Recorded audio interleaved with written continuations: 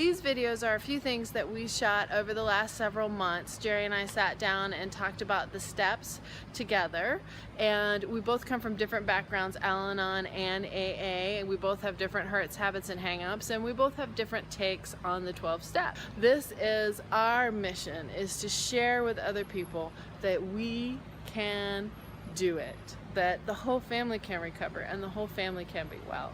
Thank you so much for watching. Be sure and subscribe above. Are we on? We're on. Is this on? We're on. Sweet. We're on. We're a little in the light though. Let me turn the light on. No. Oh, look at my belly. I know. Look at your belly. Look at the contour. Okay, come on. Tell them what we're doing. Hey, this is the Joyous Family podcast. No, wait. Video cast. Facebook Live. That's what I said. And we're talking about recovery. We're talking about a spiritual path to recovery, whether it be emotional, mental, physical. Yeah. We believe that there's nothing that cannot be achieved through spiritual means. And today we are talking about step 5 in the standard cliche 12-step recovery. I don't think it's cliche. But we are using, we've been asked a couple times about this, we are using the AA Big Book while we're talking about this. We're talking a little bit about Celebrate Recovery too. There went Tessa. So you can also comment here. You can PM me privately and we'll answer it without doing anonymity. But we are sharing our experience, strength, and hope about the 5 steps and being a couple. 12 steps. Today we're on 5. Today we're on the 5th step, and I have no props today. I have a fun little offer for you later, but I have no props today. So we are the Joyous Family. I'm Tanya. This is Jerry. Yeah, grateful believer in Jesus Christ, struggle with chemical dependency and other addictions. Go ahead. You don't want to introduce yourself? I'm Tanya. I'm a grateful believer, and I struggle with anger, depression, codependency, and with technical difficulties. I've been on the iPhone all day, had to reset the whole thing, haven't been able to take appointments, haven't been able to do anything. You're making me crazy. Okay, keep introducing. Step 5 is admit it to God, to ourselves, and to another human being the exact nature of our wrongs. The simplified version of that is we confessed our sins. But in order to confess in a thorough manner, we had already done step 4, which was made a searching and fearless moral inventory of ourselves. So, we had talked, I know, look at my... Okay. People will be with us in a minute. So. Yeah, step 4, we talked about made a searching and fearless moral inventory of ourselves. And that was pretty much this idea where we wrote down all the things that we were resentful for. In my situation, a lot of times, I'm the cause of my resentment. I'm resentful at myself for what I had done. But there are definitely other situations. I'm pretty sure that maybe even my wife made it on the list once or twice. So, yeah, we write down who we're resentful about. You know, a lot of my list was Jerry. And we write down why we're resentful. Didn't handle the parenting situation with Wesley as well as I would have liked to. It would be a lot more specific than that, but I'm trying to avoid social services coming down here again. Oh, please. Anyway, not again. Anyway, but that's a whole nother We topic. love you, Grand County Social Services. You're not even on here yet, but you've been most helpful to us. So we just want to say that. So back to step 5.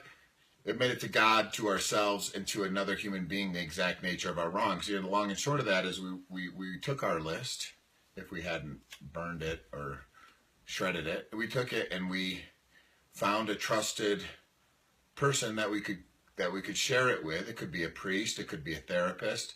It could be some crazy stranger who we never met. And CR, well, so they talk about that in the Big Book of AA. Maybe that's who you feel more comfortable with, is somebody you're never going to want to see So you again. capture somebody on the airplane and you tell them your 4th step. That's super scary. Crazier things have happened.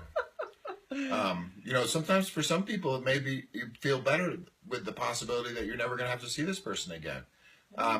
But that they talk about that in the fourth step. And Celebrate Recovery. I have my Celebrate Recovery shirt on. We do have props. Look at that. Bam. All right, love it. I don't think I have mine on. During Celebrate Recovery, I wore it to CrossFit, though. I did. We talk about how it should be a God-centered person who we confess with, and that I would agree with that. But I don't like to make hard and fast rules. But that would be my practice. Find somebody who's Christ-centered, who understands the word confidentiality and. Well, why don't you explain confidentiality, especially since we live in a small town? Sure. So confidentiality means to be confidential. Is that good? No, explain it in the small town why it's so important. In Grand County, there's very few secrets that happen around here. So confidentiality is super important because while you're in recovery, you're not sure who really are your friends, who are not really your friends, people who are going to stick by you, who are not going to stick by you. Could you lose your job over this? Could you not lose your job? Hi, Stacy. Could you not lose your job? Could you really offend some people? Are you going to have a lot of trouble? So confidentiality is super important in the sense that you need the private time to be able to do this without worrying about what other people think. Yeah, agreed. And it's probably best, in my experience, to not share something in a group where if it had come out into the general public, it would compromise your safety in the group or your willingness to go back to it. You're probably better off working with that specific thing with a sponsor who you trust intimately, can keep your confidentiality, keep what you share with them between the two of you. My experience, they're Italian because the mafia really understands that. Honor among thieves. There is some sarcasm happening. Sarcasm is a metric for potential. I heard sarcasm means to cut, and it is a poor use of language, just like swearing in jokes. So we have a difference about this. Go on about step 5. Step 5. So step 5 is admitted to God, to ourselves, and to another human being the exact nature of our wrongs. The long and short of it is we have compiled a list of all the things that we had done wrong, and we confess it. We get it out. We share it when we bring it into the light, and by doing that, we take a lot of power away from those things and their ability to hold sway over us. I was thinking of something that I'm not going to share with you, but just the other day. And it's a pretty benign thing. Nobody got hurt, but to me, it makes me cringe just to think about I did that. And, so I will be sharing about that here now that I'm on my 4th step. I'll be sharing about that soon enough. So the other thing about step 5 is that, it talks about in the 12 by 12, the 12 by 12 Alcoholics Anonymous, that, you're going to have people who are going to say, well, this is a spiritual program. This is about my relationship with my higher power, with God. He knows all this stuff anyway. I've admitted it. I've written it down. Why do I have to share it with another human being? Doesn't make any sense. It's about God and I anyway. We're cool. We've got it worked out. In the 12 by 12, it says, I should look it up to get a literal quote for it, but it says, until we've actually brought another human being into the mix, our resolve to do this program and seek recovery with every essence in our being. What's the expression they use? The way of drowning man seeks shore, but there's an expression, willing to go to any lengths to achieve serenity. Until we actually bring somebody in, our willingness is mainly theoretical. We haven't put our whole trust into God that He's got this, that He's going to take care of it. Confession, is a very ancient and biblically sound principle that you see throughout the Bible. and through other books of spiritual wisdom. Your turn.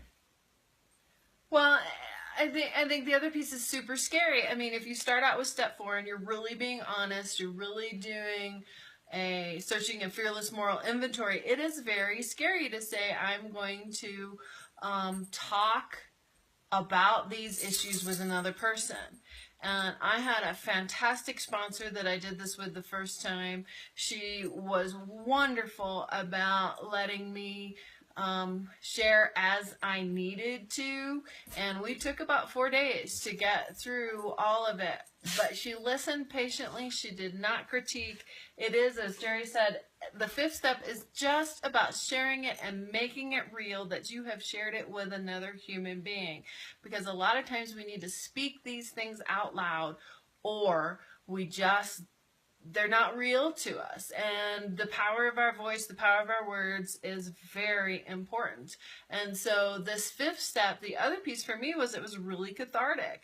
It really was letting these things go. Somebody else knew about them. These weren't deep secrets that I kept. And now I could lay them on the table and say, okay, I've admitted to all this. Now how do I clean up the mess? I like what we used last time of trust God, clean house, and be honest. And this is the part. That's how it was. Close. I mean, you got the gist of it. Right. Trust God, clean house, and tell the truth. Trust God, clean house, and tell the truth.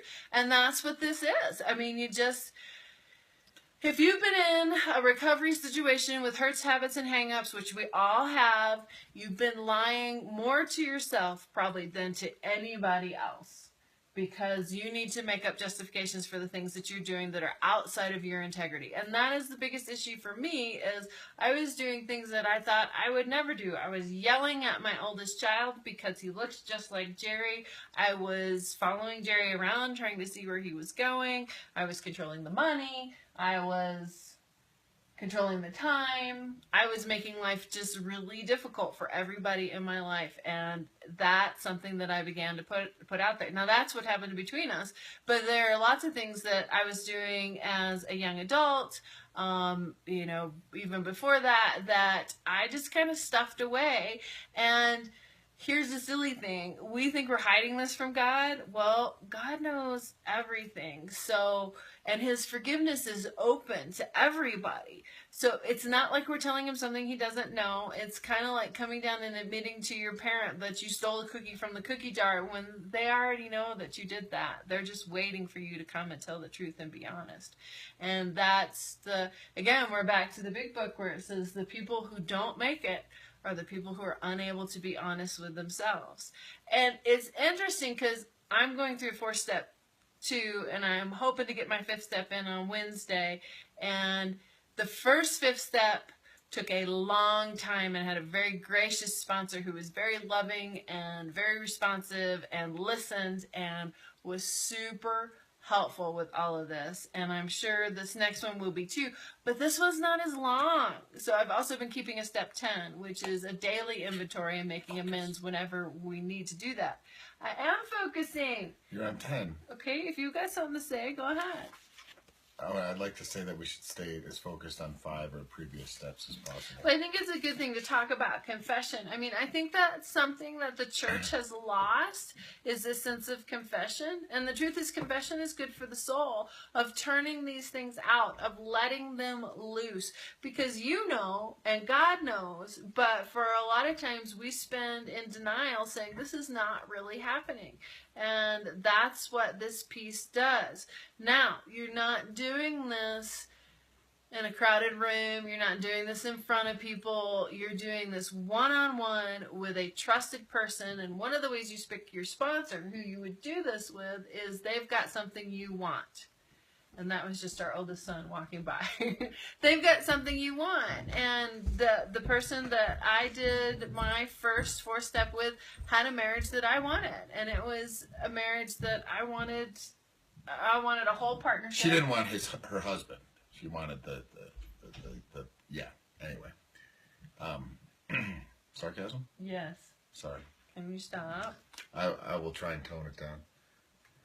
I'd like to say that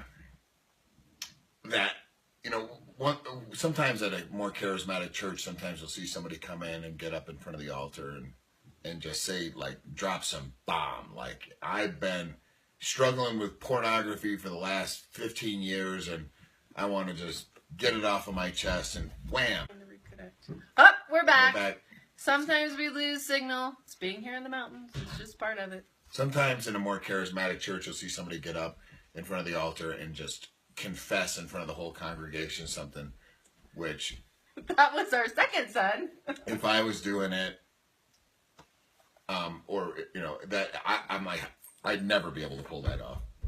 In my experience, they haven't just gone, you know, they've been living in sin, and then they're like, okay, I'm just going to get up there and just do it. I'm sure it does happen, but this process has happened already where they have confessed it to somebody else. They've made an inventory. They've turned their will and their lives over to the care of God, and they've gotten it out into the light to some extent, and then they get out in front of their church. Then they get out in front of the public. And what they're doing is when you admit it, when you lay it out on the table, then you've removed its power over you. Well, but I think what you said is super important about the light.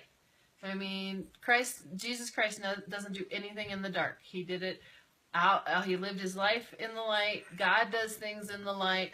This is when we talk about secrets make you sick, and that's because if you've ever had to keep lots of deep secrets, it is, who did I tell this to? Who did I not tell that to? It just builds and builds and builds. And so there's enormous freedom in doing confession, and I've been doing a War Room Bible study. If y'all haven't seen that movie, that's fantastic. And it talks about confession is hard. It's admitting fault, accepting guilt and responsibility. There is a step beyond confession. Oh, we're back. We keep losing signals. Here we are. Confession is hard. Confession is hard. But that allows for repentance, allows for forgiveness. Because when we start talking about forgiveness as we go on through the steps, you know what? Forgiveness is not really for the other person. The other person often likes to hear it. Sometimes they don't accept it, but it's really for you to set you free. And that's the whole reason that Jesus came. That's the whole reason for the death on the cross, is to set us free so we don't have to live miserable now. It's not just this big salvation plan at the end. It's about living full lives at this point and having freedom. And I can't tell you how much that force set me free. How much it just released from me just baggage. Like we talked about last time, these big bags that you've been carrying around. You can't see them. It's kind of like that kid with the Halloween costume that has the big grapes all around and their balloons. Well, doing that fourth step, we just began to pop those balloons and pop that stuff I was coming around. Pop the shame and the guilt, and we'll do an episode on shame and guilt too, because they're very different things, but shame and guilt and all those feelings to where I wasn't really accepting me, and if I can't accept me, I'm certainly not going to accept Jerry. It was, you know, fault finding and blaming, and everything was anybody else's fault but mine. But as I began to unburden those things, to say, hey, I had a part in it. And that's what's really interesting. We talked about the fourth step. We had lots of papers and stuff. This is where you take those papers and say, I had a part in this. I walked into this and chose these things. It's just like the other day, I chose a very inopportune time to bring up some serious issues in our life when it might have been better had I waited till later, and it caused a fuss. So those are some simple ideas about it. The other, I mean, it can be as freeing as, you know, hey, I borrowed $5 from you years ago, and here, I want to give it back. And then you're no longer carrying that ping pong ball that keeps saying, every time I see that person, I need to give them back their $5, or I need to say, I'm sorry for not showing up when I said I was going to show up to help you move, or simple things like that. And it kind of becomes, in a sense, addicting of saying, okay, I'm not going to carry that baggage around.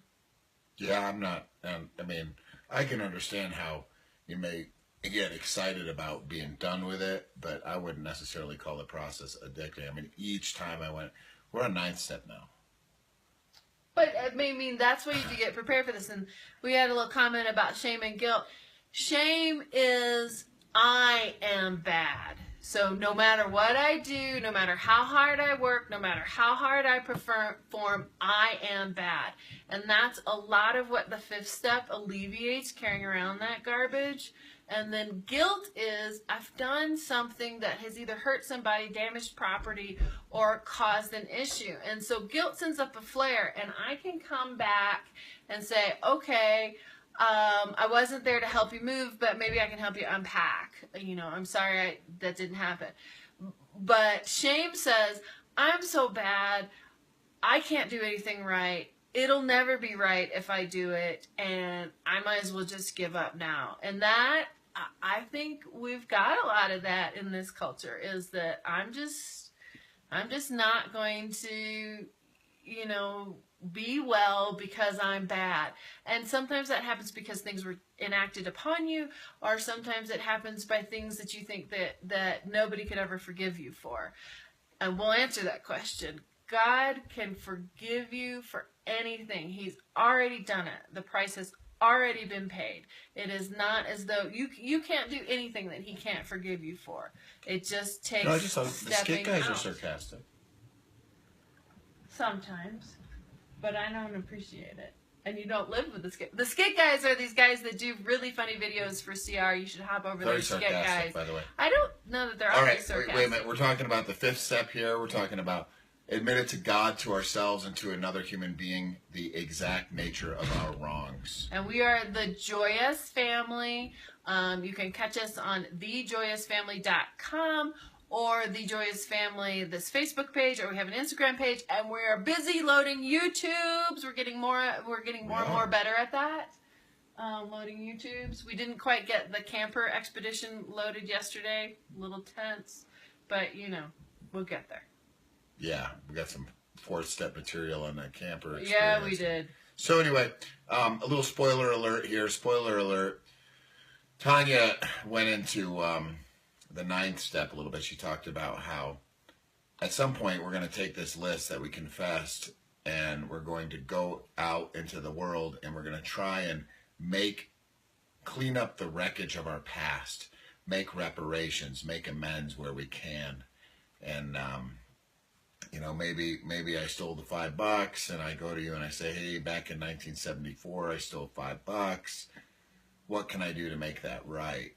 Well, you know, we preface it maybe with, hey, I'm on this spiritual program of recovery, and part of me being well is that I do this, so I just want to, you know, say that out front. But look, here's what happened. I did this wrong. I want to be able to make it right. Is there something I can do to make this right with you? And they may say, yeah, you can give me $35. And, you know, I heard a story, this was one of my favorites, where a gentleman went to his ex-wife, and, you know, they had a pretty ugly divorce. And he said, look, you know, I seen my part in the marriage and where I went wrong, and I seen my part in the divorce, and probably laid out some of the details. And he said, I want to be able to make it right. Is there something I can do to make it right? And she said, yeah, you can die. So it's a key point that even though you are willing, that there are still some boundaries, and that there are not always things that you can do to make it right. And we're saying the $5, may not seem like a big deal, but when you start, we use this example, when you start a backpack and you start putting these small rocks in the backpack of things that you have guilt or shame about, that backpack can get pretty heavy by the time you start reaching late 30s, 40s. It can get heavy in the 20s. You know, maybe you weren't there for your grandparents or your parents. Maybe there was so much going on in your life you couldn't be there for your own family. Maybe you don't remember your 20s. Maybe you don't. But and hey, sometimes you have to rebuild that memory. You have to go back and ask unfortunately, people. a lot of times those memories come back. But I do want to kind of roll it back a little bit, because my goal with going into that 9th step work was this idea of, it doesn't go 1, 2, 3, 4, 5, 9. And interestingly enough, you know, I know for me, the 9th step was not addictive, as Tanya, that was her adjective, that she was just like, she was into it. for me, each one was very difficult. But I did sometimes see the opportunity and go, I'm getting this out of the way right now. Not like I was like, yes, but I was like, here's the opportunity. God has presented it to me. I'm taking it. But step 6 and step 7, you know, our step 6 is ask. I thought we were going into the next Well, step. I want to talk about the preface. So we were already on 9. So we were entirely ready to have God remove all these defects of character. Well, there's a process to getting to be ready to do this 9th step. And not just ask God to make me ready, but became ready to ask God to have me remove these defects of character, have him remove these defects of character. But let's stay back where we are. Some of the Al-anon, the person who is codependent issue is they don't think they have defects of character. If everybody else would get their lives right, then they could be okay. And that is one of the things that the 5th step, the 4th step has brought it out. The 5th step clarifies it. When you have to talk about what it is that either you chose to be in a situation that was harmful to you, or you chose to control another person because it seemed like the right thing to do at a time, or there's a lot of us who are rescuers, that person needs me. They need me to handle all these things for them. They need me to take care of all this until you get so overwhelmed that you get really angry with that person for being so needy. So there's a name for those type of rescuers. What? Republicans and Democrats. So you were just on a roll tonight. You just keep pushing it. Stick with the step. All right, so the step is, the 5th step, and admit it to God, to ourselves, and to another human being, the exact nature of our wrongs. In short, means to have a confession with somebody else, some other's trusted person. That's important. Yeah, that's exactly what I want to read, exactly. So, in the 12 by 12, when it's talking about step 5, this is after we've chosen our sponsor, or chosen who we're going to do it with. We kind of explain to them, look, here's what I need to do. I'm trying to be well. Part of this program that I'm working is that I have to confess. I'd like you to be the person I do it with. Can we make an appointment? Can you set aside 1.5 to 2 hours, or in Tanya's case, 4 days, and we're going to get this done? I had a lot to deal with. Plus, I'm a big talker. Can you tell? Now she's perfect, though. Very, very much better. We were perfect down at the Come and Go yesterday. If you'd been there about 3:30, you would have seen perfect. Anyway, moving on. We were trying to back up the okay, so here's the 12 by 12, what it has to say about actually doing the 12th step, or 5th step, pardon me. Provided you hold back nothing, your sense of relief will mount from minute to minute. The dammed up emotions of years break out of their confinement and miraculously vanish as soon as they are exposed. Stop there. So miraculously vanish. We were talking about that backpack of rocks that you're carrying around, of things you did, you didn't do, you acted upon, you didn't act upon, all those types of things. Miraculously vanish. That's freedom, folks. I don't know who wouldn't want that. It's kind of scary to get started, but the freedom part of it is absolutely amazing. No, I know. Can you imagine how much awesome it would be if you didn't have to actually do this work to get that kind of relief? Yeah, if you could just take a pill. Yeah, man. I mean, that would be perfect. As the pain subsides, a healing tranquility takes its place. And when humility and serenity are so combined, something else of great moment is apt to occur. Many in recovery, once agnostic or atheistic, tell us that it was during this stage of the 5th step that he or she actually felt the presence of God. And even those who had faithfully already often become conscious of God as they had never known him before. This feeling of being at one with God and man, this emerging from isolation through the open and honest sharing of our terrible burden of guilt, brings us to a resting place where we may prepare ourselves for the following steps toward full and meaningful sobriety. So you start here with your sponsor. One more. I apologize. Can you hold that? Oh gosh. I'm going to be in trouble later. Sobriety, one of the best translations I found for sobriety is rational. I don't know if it's rational, because our world says it's rational to keep secrets, and I don't think secrets are rational. Well, I would agree, but it doesn't say that it's rational to keep secrets in the dictionary. I think freedom is the word that comes for me. It's a burden lifted, and you've done it with one person who my sponsor said, and I will bless her forever for this. After we were done, she said, "I love you even more now than I did before we started." And I had bared my humanness, I had bared my failures, my faults, everything that I could think of at that point. And this is, in step 4, I think we talked a little bit about that God will lay on your heart what you need to deal with at that point in time. You don't have to go looking. He's already standing there saying, I'd like to free you from this. I'd like to open this up. And that's what you share with this other person. She was gracious. She was kind. She didn't look at me and say, you're the ugliest person I've ever seen. She bring cookies?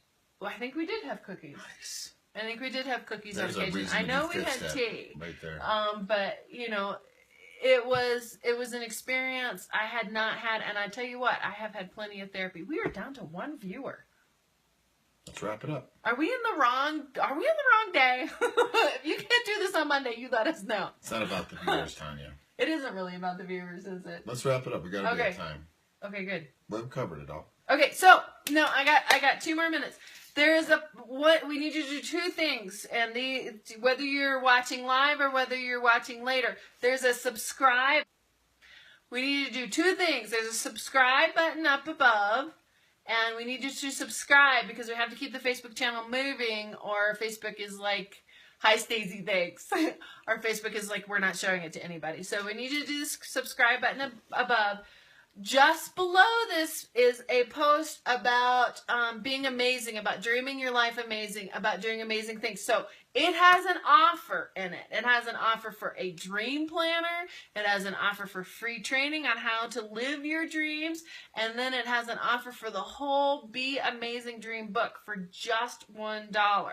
So you can look at that video either below this video, or we would love it if you went over to the Joyous family.com and joined our email list. We would think that was fantastic, but the offer is inside the video.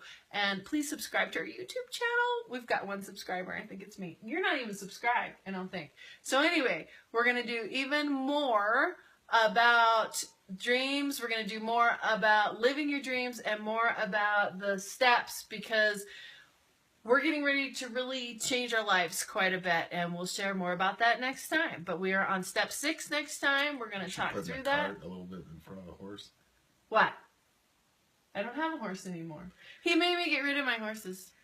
Let's wrap it up so I can read all of Stacy's comments. That's not very anonymous. You said hi, thanks, Stacy. Oh, hi. Hi, Stacy. Thank you. So anyway, we have a YouTube channel. We'd love to see you over there. We're posting things, and we have a website. But the Be Amazing down below is fantastic. You will love it. And there's 3 free offers down there. So be sure and check in. And we'd love to know what you think. The head thing is driving me nuts. Bye. So what was it? Trust in God, clean house. Trust in God, clean house, tell the truth. I think we're going to use that as our tagline. What do you think? Sounds good. He stopped himself. The nuncio would say, lift hard, shoot straight, and tell the truth. I don't want to shoot anything.